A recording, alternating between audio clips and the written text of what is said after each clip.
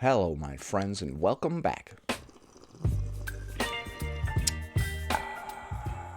Today, we're going to be taking a look at a clip of a couple of fat activists who can't agree what fat phobia is. We finally come full circle, and now the fat activists are starting to attack each other. My God. We're also going to be taking a look at a bonus clip where somebody says that fat people are regularly prescribed EDs, and another bonus clip where somebody talks about fat phobia at the doctor's office. If you're not currently subscribed, please consider subscribing today and help me get to 50,000. I am so close. You're probably thinking, dude, as soon as I subscribe and you get to 50,000, then you're just going to be getting on here asking for 51. That's right, I go by the 1,000. That would be annoying as hell. What if I went by the 100s? I'm at 59,100. Please help me get to 59,200 for the love of God. Before we proceed, please click the like button so that I may apply comb to mustache. It is not fat phobic if somebody gets in shape. I have never. Hey, it's me, Kyla, a human who might call you fat phobic for using language like that. You are a human, okay. Stick with me. There are caveats, of course. If when you say getting in shape, what you really mean is weight loss, that's fat phobia, baby. What about if when we say getting in shape, we mean to get morbidly obese? Is that fat phobia? Is that allowed? I want to get in shape by gaining an extra 200 pounds of adipose tissue. Is that chill? That's cool, right? It's super simple. It's super simple. Oh, we're doing the claw hand of redemption. Okay, it's so simple. Because the emphasis is on becoming smaller. Smaller? Instead of becoming stronger, which is what we all deserve and frankly probably what we need. People can work out for whatever reasons they want, boss. Frankly, what people need is to work out for strength, not to lose weight. Well, excuse me, your highness, but I want to work out to get smaller. Only to get smaller. I want to be tiny. No, I'm just being silly, but people can work out for whatever reason they want, man. What? So to me, getting in shape is not a statement that is inherently problematic, but most people use it to mean weight loss, which is problematic. Yeah, so like I said, if you want to get in shape and it means anything other than weight loss, that's fine. What? What if I want to get in shape by giving myself a full frontal ice pick lobotomy? That's fine, right? As long as I don't lose any weight, then we're good. Just don't try to better yourself, ever. And frankly, it's dangerous. Oh, it's dangerous to lose weight. Okay. You've heard it before, and if you don't believe it by now, you're not going to buy it from me, but health looks different on everyone. And for that reason alone, weight loss should never be your goal. But you just said health looks different on everyone. So some people might be overweight, and therefore to get healthy, they would need to lose weight, right? The health benefits that you associate with weight loss, that is the goal. My goal was to be hot, actually. I don't even give a crap about health. I just want to be hot. That's my prerogative, baby. Alright, so you're trying to police other people's intentions around weight loss. You can go and exercise and do healthy behaviors if your goal is to get healthy, but not if your goal is to lose weight. If you're trying to attain some of the positive health benefits that we associate with weight loss, that's fine. But don't you try to lose weight. What? But how are we going to get the positive health benefits of losing weight if we don't lose weight? Are you saying that we should pursue not having diabetes without losing weight somehow? Do you understand the distinction? Unfortunately, my brain is still somewhat functional, so I'm having a hard time understanding this. Let's go back. It's super simple. It's super simple. Because the emphasis is on becoming smaller instead of becoming stronger, which is what we all deserve and frankly probably what we need. So to me, getting in shape is not a statement that is inherently problematic, but most people use it to mean weight loss, which is problematic. How? Why? Sounds like you're the one with the problem if other people losing weight is triggering you. I don't think I've ever seen somebody use the phrase problematic who didn't have a problem themselves. The problem is with you not being able to see the world beyond your own nose. And frankly, it's dangerous. You've heard it before, and if you don't believe it by now, you're not going to buy it from me, but health looks different on everyone. Including weight loss. And for that reason alone, weight loss should never be your goal. Do you think that weight gain should be the goal of somebody that is dangerously underweight? Do you think that Eugenia Cooney should probably gain weight, or no, health at every size, right? The health benefits that you associate with weight loss, that is the goal. Such as being able to walk up a flight of stairs and breathe without a CPAP machine. Do you understand the distinction? No, because it's a bunch of bollocks and it doesn't make any damn sense. So no, I don't understand it. It's kind of just bouncing right off my forehead, all of this logic. It's hilarious to see one fat activist disagreeing with and trying to school another fat activist. Aubrey Hoffer, who was the person that we saw in the beginning of that clip, was like, it's okay if you want to get in shape. And then that person was like, what do you mean in shape? You mean intentional weight loss? That is not okay. Literally crabs in a bucket, dude. You're like, oh man, I'm finally starting to do something with my life and make something of myself. I'm rising up, baby. Oh. And then all of a sudden, they're like this. They're like, oh no, you don't. Get back down here. Just dragging you down, man. Oh no, you don't go succeeding. That's going to remind me of all the times I did not succeed, my friend. Hopefully this infighting continues because it's pretty hilarious. Now we're going to take a look at a bonus clip of someone saying that fat people are regularly prescribed EDs. I haven't seen from this person in quite a while. I believe her name was Molly in Progress. Hey, so this is your regularly scheduled reminder that one of the really messed up things in the world is that we prescribe to fat people what we diagnose as eating disorder in thin people. Go on. Fat people are routinely prescribed and encouraged to engage in eating disorder behaviors.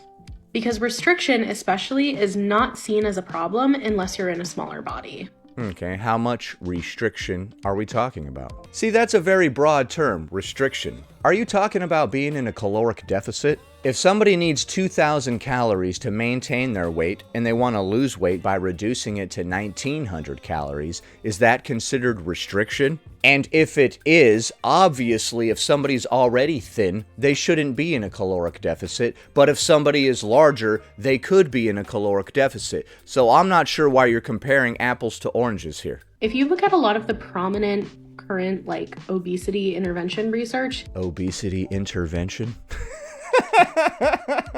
Wouldn't you love to see an obese person on that show, Intervention? Bethany, we're all here as your family to show our love and support for you. We know that what you're going through is not at all easy. What the hell? This feels like an intervention or something. What is this all about? It's not easy to say this, but you're fat, okay? We're all very concerned. You're very fat. Well, you know, I was a little confused why we were all here, but that makes sense. What? I'm fat? That's why you're having an intervention right now? What the hell? Grandma's here? Cousin Frank? What the hell? We've all been concerned about your obesity this whole time, but once you joined the fat acceptance movement, oh my God. Jesus Christ, that's why we had to have this intervention. It's really going off the rails now, fam. So you're prescribing me an ED? Did that go on way too long? Yes, it did. It employs full-on eating behaviors. A caloric deficit. And everybody thinks this is fine. Well, if somebody's overweight and they go in a caloric deficit to lose weight, that makes sense. If you are already thin and you go in a caloric deficit to lose weight, that is not fine, okay? Nobody wants to put Eugenia Cooney on a weight loss diet, my friend. That would not be the same as putting someone that's obese on a weight loss diet. You get that, right? Severely restricted caloric intake in children or time-restricted intake in children, yeah, let's go, they're fat. But same behaviors in thin children, or thin people in general, that's an eating disorder. Yes, if you're already thin and you want to continue to lose weight, that is an ED. That's very perceptive of you, yes. If you can't see how hypocritical that is, I don't know what to tell you.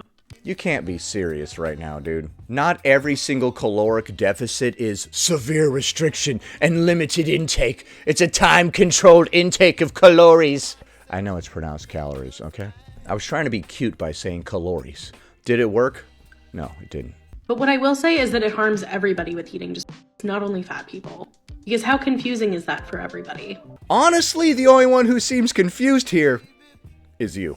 How come it's considered an ED when a thin person wants to lose weight, but not when a fat person wants to lose weight? Because one of these people doesn't need to lose weight. They're already thin, and therefore to lose additional weight would harm them. What? Why are you not understanding this? You're not picking up what I'm laying down here? If you are in the weight range that is considered unhealthy, as in you are overweight, then to lose some weight might bring you into the healthy range. It's bizarre that I have to explain this because it's just so cut and dry. It's just so straightforward and logical, right? Now we're going to take a look at a bonus clip that focuses on a theme that we see reoccurring on this channel quite often. Fat phobia at the doctor's office. One of my favorites. Hey there, just a little trigger warning if for fat phobia, eating just all of that. Thanks for warning me. I can't hear words. Whew, thank God you gave me that trigger warning. I almost had to deal with my own emotions and feelings for a second there. That would have been worse than death. Remember when I said I fear going to the doctor because of past bad experiences? I do remember when you said that. I've been watching you. I also remember when you got off that stool at 7:32 a.m. and went and looked in the mirror for exactly 4 minutes. I was there. I'm sorry, I haven't been stalking you. Had one today, unfortunately. I'm okay. Little backstory that you don't really need, but here it is. I went to a cardiologist today because I had an EKG. I have a brand new primary care, and they're amazing, and they're just doing everything. They're like, let's just do everything. We don't know you. Blood tests, let's do it all. They're just running the full gamut of tests on you for no reason at all. That sounds a little weird. I was at the doctor recently, and they only did the tests that I asked for based on the problems that I was going to the doctor for. They weren't like, hey, let's give you a CT scan for no reason. You know what? While you're in here, let's just go ahead and give you a blood transfusion. You know, get that out of the way a little bit. Really? They gave you the full panel just for shits and giggles, huh? So my EKG was slightly abnormal. She was like, it's probably just the sticker that came off, or you moved or something. Or a deadly stroke, you know, whatever. But let's just send you to the cardiologist. You're 40. And I said, okay, because we're in our health era, taking care of ourselves. Which means going to the cardiologist at the age of 40. Okay. And I went to the cardiologist today, and he looked at the paperwork, and he was kind of, I think at first I thought he was trying to put me at ease. He was like, yeah, this is barely anything. It's just a blip. It's probably nothing. What is a blip? What is probably nothing? Like, an EKG is an electrocardiogram, right? It measures your heart and stuff. But he was like throwing the paper around, like trying to joke. And I was like, okay. And that's a little weird. Yeah, so we got your EKG back. Woo! Is that what happened? That's a little weird. Oh man, get a load of this EKG. Woo! I've never had that happen to me at the doctor yet. Then he took some of my vitals, and he's like, everything sounds normal. He's also said my sonogram from a couple weeks back of my abdomen was also normal. You sure are getting a lot of diagnostic testing done at the doctor, as if you have some sort of medical problem. All great things. Then he says, what would help is if you ate less and worked out more. When he was going over the EKG, he's like, this looks pretty good. But what would help is if you ate less and moved more. This man did not ask me my eating habits. He did not ask me, do you work out? I guess he thought that you were overweight. So he must have thought that whatever you're doing was not working. If so, how many times a week? What kind of workouts are you doing? He asked me nothing. He looked at my body, a size 14, and made this assessment. Well, obesity is not good for your heart, so he was probably thinking along those lines. The problem is when you don't investigate anybody's healthy habits and then you make a judgment. That is the problem, okay? Well, he probably assumes that you're not eating right or exercising, which is a stupid assumption because you might have just started eating right and exercising a week ago and it just hasn't taken hold yet, right? But it's also kind of silly to assume that every obese person that you see is currently working on it and they just haven't seen results yet. That's less than likely. To not ask me anything about myself and make that judgment, here's where the real problem is. Oh, now you're getting a smug look on your face. I love where I paused it right here. On the paper, it says, patient has a history of eating disorders.